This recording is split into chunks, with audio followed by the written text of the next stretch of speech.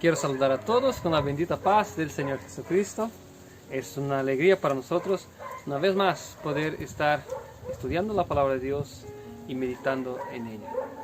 Es un día que el Señor ha separado para su pueblo, de manera que podamos adorar a Dios, podamos sacar este día para santificarnos y ser santificados por Él mismo. El estudio de hoy vamos a hablar sobre el juicio. ¿Cómo es que sucede el juicio de Dios? Bueno, de hecho, la justicia de Dios no es la nuestra. Va mucho más allá. La justicia de Dios es perfecta. Y esta justicia pasa, obviamente, por el corazón de Dios antes de descender a nosotros. ¿Cómo así? Bueno, Dios, Él no nos responde con condenación, con juicio a la medida de que nosotros pecamos. O sea que no es la misma cosa. Hoy si usted comete un crimen, infringe a la ley humana, pues obviamente viene la policía, te lleva, te encarcela y punto. Dios, sin embargo, es longánimo, tiene paciencia con nosotros. Porque muchas veces nosotros infringimos su ley, pero Él nos permite, nos da tiempo. Esto no significa también que vamos a infringir a la ley para siempre. Bueno, sobre este tema vamos a hablar hoy. Abrimos nuestras Biblias en Apocalipsis 14, que dice así, versículo 6. Vi volar por en medio del cielo otro ángel que tenía el evangelio eterno para predicarlo a los moradores de la tierra, a toda tribu, nación y lengua y pueblo, diciendo a gran voz: temed a Dios y dadle gloria, porque he llegado la hora de su juicio. Y adorad a aquel que hizo el cielo, la tierra y el mar y las fuentes de las aguas. Bueno, aquí el ángel nos dice: temed a Dios y dadle gloria porque ha llegado su juicio. Bueno, el ángel nos da una alerta, diciendo, bueno, es importante que teman a Dios para que sean aprobados en el juicio. Temed a Dios y dadle gloria. ¿Qué significa esto? Bueno, entonces aquí empezamos a entender cómo funciona el juicio de Dios. ¿Qué significa temer a Dios? Muchos tienen algún concepto, ¿verdad?, en relación a temer a Dios. Otros tienen otra. Pero ¿qué la Biblia nos dice? En Eclesiastés, capítulo 12, versículo 13 y 14, la Biblia nos muestra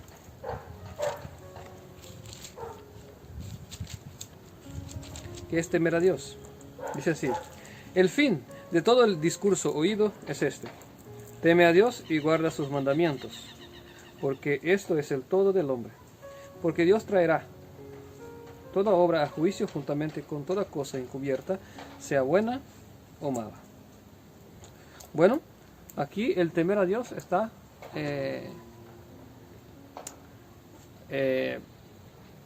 pegado, por así decir, con la guardia de los mandamientos.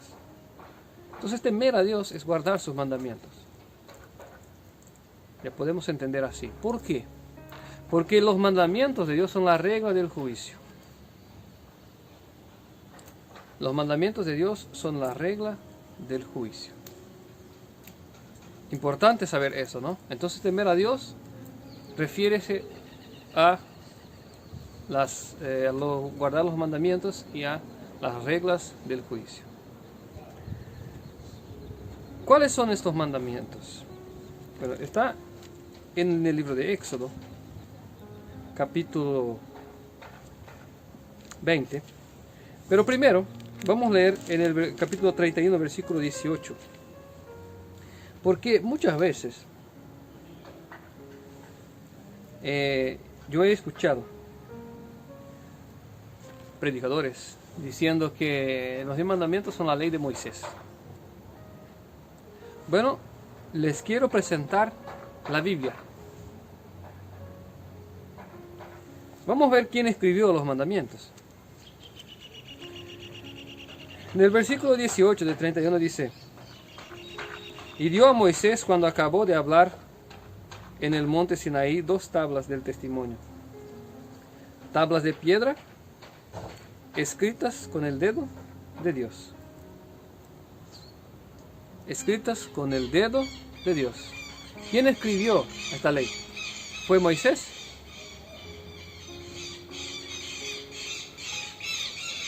Pablo habla de la ley y dice que la ley es pura, santa y buena.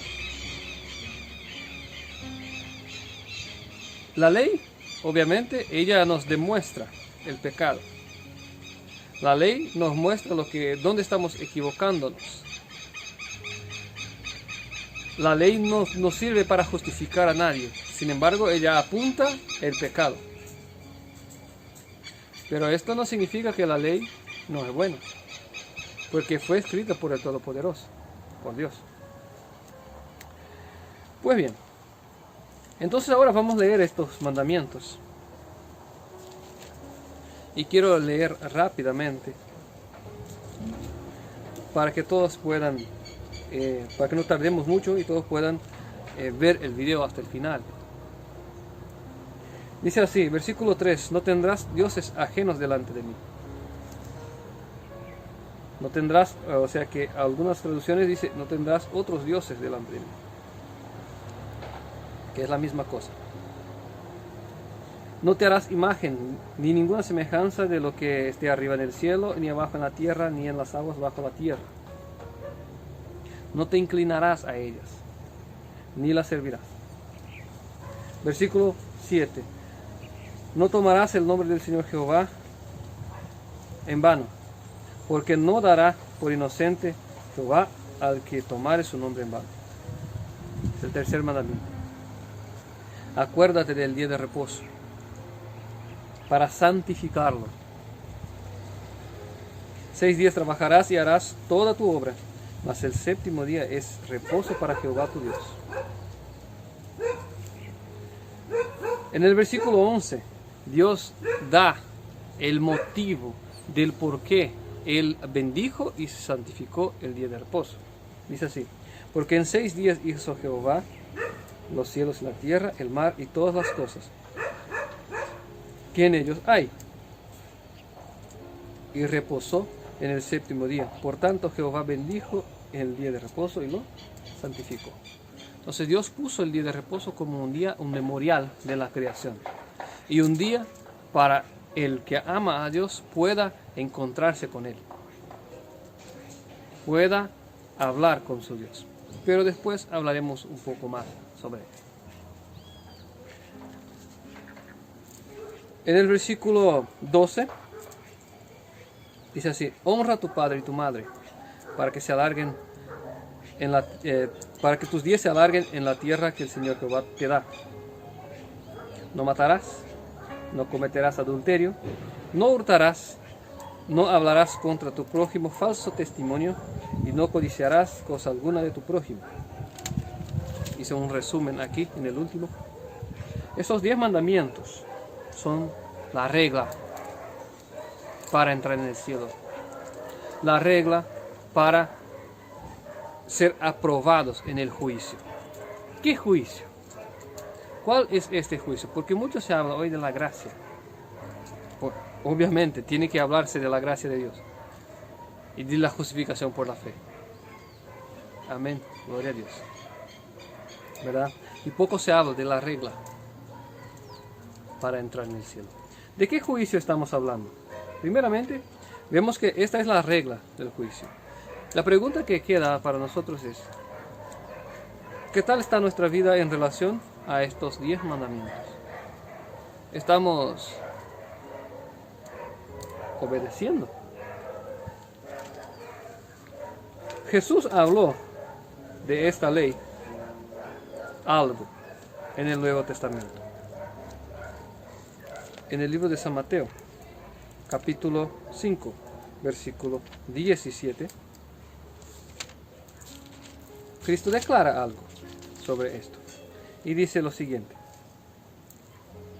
no penséis que he venido a abrogar la ley o los profetas. No he venido para abrogar, sino para cumplir. ¿Por qué? Cumplir. Porque de cierto os digo que hasta que pasen el cielo y la tierra, ningún jota o tilde pasará de la ley hasta que todo se haya cumplido. De manera que cualquiera que quebrante uno de estos mandamientos muy pequeños y así enseña a los hombres, muy pequeño será llamado en el reino del cielo. Cristo declaró que pasará el cielo y la tierra y ninguna jota o tilde se sacará de la ley. ¿De qué ley? La ley que su padre había escrito con su mano. Entonces esta ley es eterna, porque el trono de Dios no va a pasar jamás. La tierra puede que pase, pero en el cielo está el trono del Todopoderoso y ahí no va a pasar. Pues bien, hasta aquí nosotros estamos viendo la regla del juicio. Pero ¿de qué juicio estamos hablando? Vamos para Apocalipsis 20.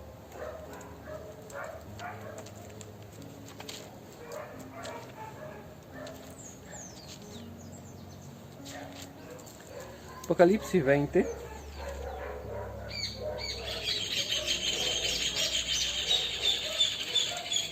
Versículo 12. Y vi los muertos grandes y pequeños en pie ante Dios, y los libros fueron abiertos.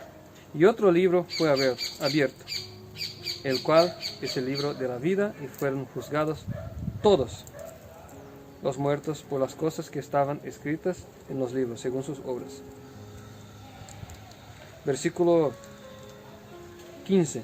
Y el que no se halló inscrito en el libro de la vida fue lanzado en el lago de fuego. El lago de fuego es la segunda muerte. Esto está en Apocalipsis 20, versículo 14. Y la muerte y el Hades fueron lanzados en el lago de fuego. Esta es la segunda muerte. Entonces, la persona no va a quedar quemando eternamente ahí, sino que va a quemar según su pecado, según su maldad que hizo. Ok. Pero aquí dice que los libros fueron abiertos. ¿Qué libros? Primero se abren los libros de nuestras vidas. Según está escrito en Malaquías, que hay libros memoriales que están escritos delante de Jehová. Entonces los libros de nuestras vidas serán abiertos ahí. ¿Y qué Dios encontrará? Bueno, es dicho que abrieron los libros y se abrió otro libro que es de la vida. ¿Cómo funciona el juicio de Dios? Dios va a comparar nuestro libro con la ley de Él y con la gracia de Cristo, con el poder otorgado por Él mismo para obedecer y ver qué tal fue nuestra vida ante Él. Y bueno, y si nuestra vida no está conforme a este reglamento, nuestro nombre no quedará en el libro de la vida. Pero si nuestra vida está conforme a este reglamento, ok, nuestro nombre permanece en el libro de la vida. Muchos me pueden decir, pero es imposible que guardemos los mandamientos. Es difícil. Es cierto, es difícil. Y yo podría decir que por medio de la palabra de Dios, la Biblia nos dice que es imposible que el hombre guarde los mandamientos por sus fuerzas o que consiga obedecer los mandamientos. Peor, aunque el hombre por sus fuerzas consiguiera obedecer la ley, no es posible que sea salvo porque en algún momento pecó y la ley determina que el que peca tiene que morir. Entonces, ¿dónde entramos? ¿Cómo quedamos entonces? Si nuestra carne, nuestro cuerpo, no consigue obedecer a la ley. Y aunque consiguiera, no puede ser justificado por la ley. Porque la ley no justifica a nadie. Pero vuelvo a decir, la ley es santa, pura y buena. Pero ella no puede justificar. Entonces, ¿cómo Dios nos juzgará por una ley que no podemos guardar? Bueno, la Biblia habla de un Dios de amor, de un Dios que ama a su criatura y que propuso en su corazón salvarnos. Pero parece contradictorio porque Él nos quiere salvar, pero nos da una ley imposible de obedecer. Dios no nos dio una responsabilidad mayor que la que podemos llevar, de ninguna manera. Dios no nos dio una ley pesada. No. Dios nos dio promesas. Dios nos dio su Hijo. Dios nos dio su Espíritu Santo y el poder para obedecer. ¿Cómo así? Vayamos a los mandamientos otra vez. Éxodo 20. ¿Qué dice en el versículo 3? Dice así: no tendrás dioses ajenos delante de mí. El mandamiento está en tiempo futuro. ¿Por qué Dios escribió así? Dios podría haber escrito: no tengan otro Dios delante de mí. Pero Él dice: no tendrás. Él dice: no te harás imágenes. Él podía haber hecho de otra manera: no hagan imágenes. Pero no, Él dijo: no harás, no te harás. Y vemos que los mandamientos son promesas. Aquí no matarás, no cometerás adulterio, no hurtarás. Incluso el día de reposo. Dice así: acuérdate del día de reposo para santificarlo. 6 días trabajarás. O sea que 6 días tendrás trabajo. Dios, en su gran amor por nosotros, no nos dio mandamientos prohibitivos. Nos dio mandamientos que nos ponen ante los ojos la misericordia y el amor y el gran interés en salvarnos. No estoy entendiendo. ¿Cómo así? La misma palabra, la misma boca que pronunció haya luz, haga separación de las aguas de la parte seca, y las cosas empezaron a suceder, es la misma boca que te dice hoy: no tendrás otros dioses delante de ti. ¿Me comprendes? La palabra creativa de Dios, porque la Biblia dice en Salmos que Dios habló y luego todo apareció. Entonces, cuando nosotros creemos que la palabra de Dios tiene este poder, cuando Él dice: no matarás, que esto va a suceder en tu vida, esto va a suceder. Aquí empezamos a ver que el amor de Dios fue mucho antes de que nosotros pudiéramos entender algo. Él ya nos dio el mandamiento con el poder. Porque si creemos en la palabra de Dios, la palabra creativa de Dios, seremos salvos. Entonces el juicio de Dios se basa en esto. Se basa en una promesa. Él nos dio las reglas. Pero las reglas son promesas. ¿De qué? ¿Cómo así?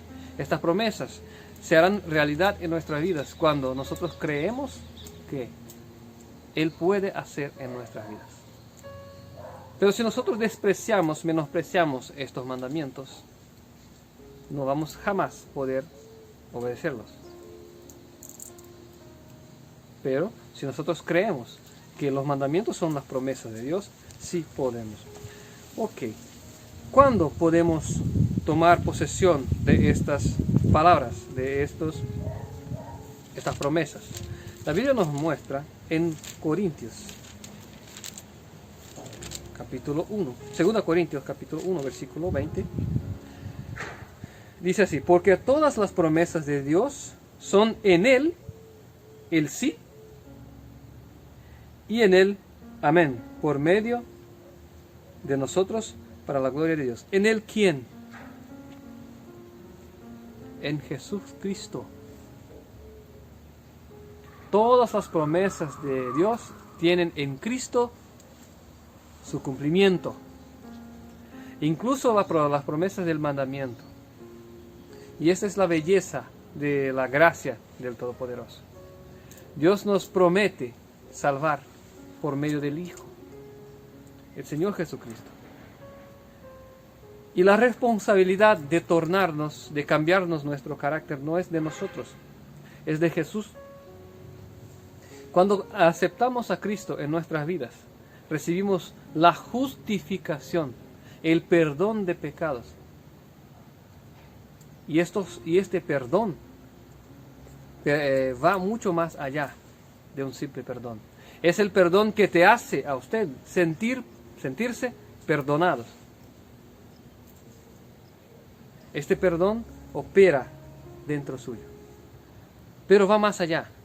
Con este perdón y con esta justificación viene también el poder para obedecer. ¿De qué poder estamos hablando? Vamos a leer una de las predicaciones más impactantes de la humanidad. Una de las predicaciones que por medio de ellas se convirtieron a Jesucristo más de 3,000 o cerca de 3,000 personas. Y vamos a ver qué tanta complejidad existe en esta predicación. Dice así, Hechos capítulo 2 versículo 38. Pedro les dijo, arrepentíos y bautícese cada uno de vosotros en el nombre de Jesucristo para perdón de pecados y recibiréis el don del Espíritu Santo. Este evangelio salvó a miles y miles de personas en aquel día, porque entendieron el evangelio. Entendieron que recibirían el perdón de todos sus pecados y un poder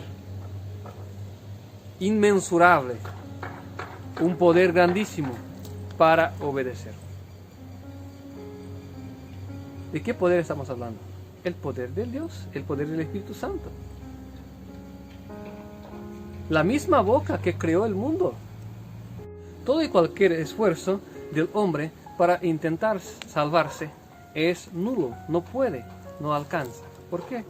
Porque no es posible. No es posible que podamos alcanzar el perdón de Dios por medio de las obras. Esto es imposible. No hay algo que el hombre pueda hacer que alcance la justificación. Tampoco no hay algo que el hombre pueda hacer que alcance una vida perfecta y una vida de obediencia. Todo depende del Señor Jesucristo. Ahora, ¿cómo se dará? Bueno, vimos que el juicio se dará con base en los mandamientos de Dios. Y que Dios tendrá en cuenta los mandamientos. Pero también vimos que Cristo nos da poder, perdón y poder para obedecer, de manera que seamos aprobados en este juicio. Pero ¿qué más va a suceder entonces? Vamos a suponer que un hombre peca la vida entera y al final se arrepiente y cambia de vida. O el contrario, un hombre hace justicia toda la vida y al final se desvía del camino. ¿Qué pasa con este hombre? En el libro de Ezequiel, capítulo 33,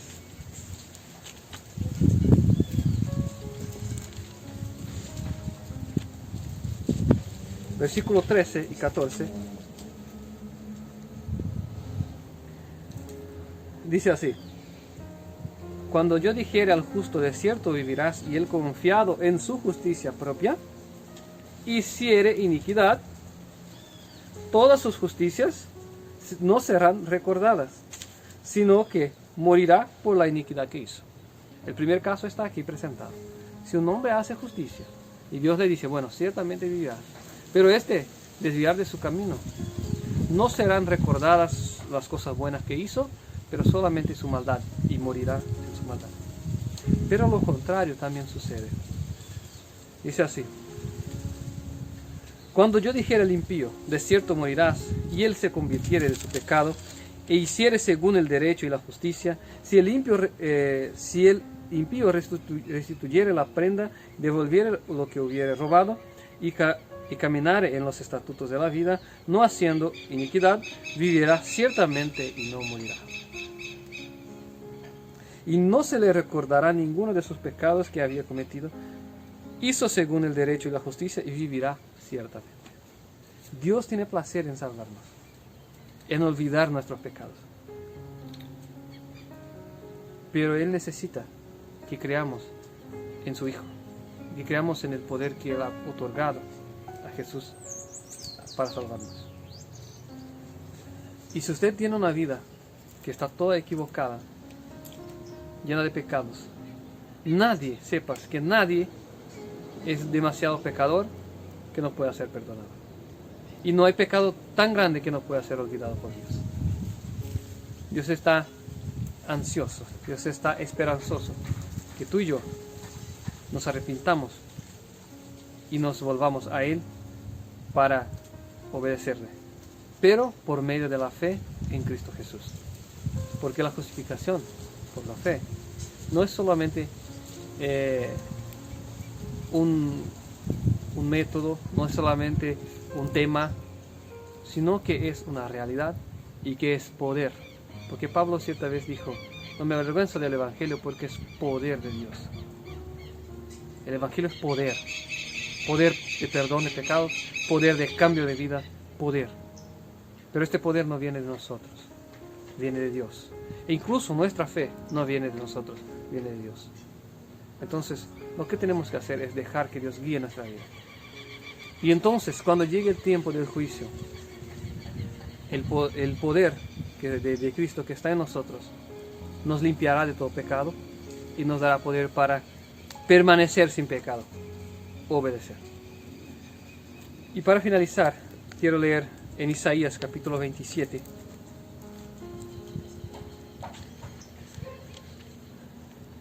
Isaías capítulo 27,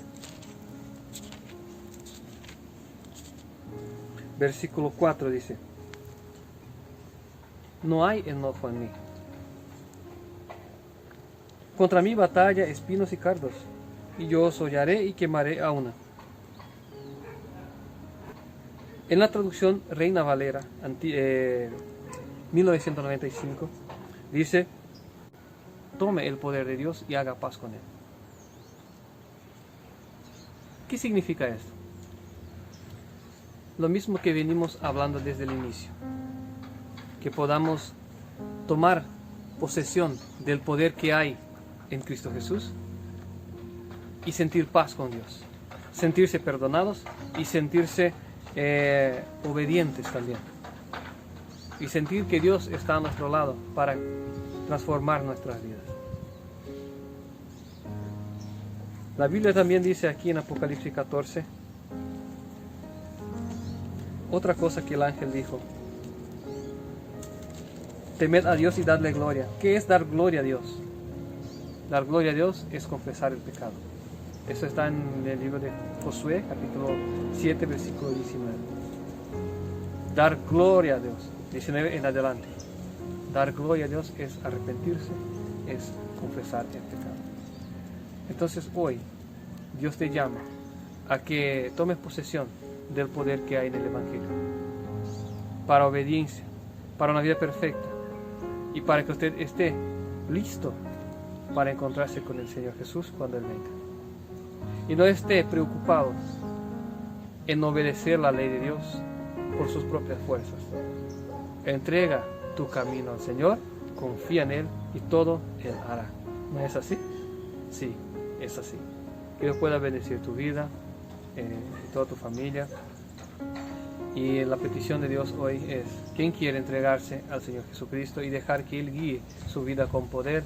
Como yo sí, espero que usted también, y que Dios pueda bendecir tu vida y guiarte en el camino de la santidad y en el camino de la obediencia, en el nombre de Cristo Jesús. Amén.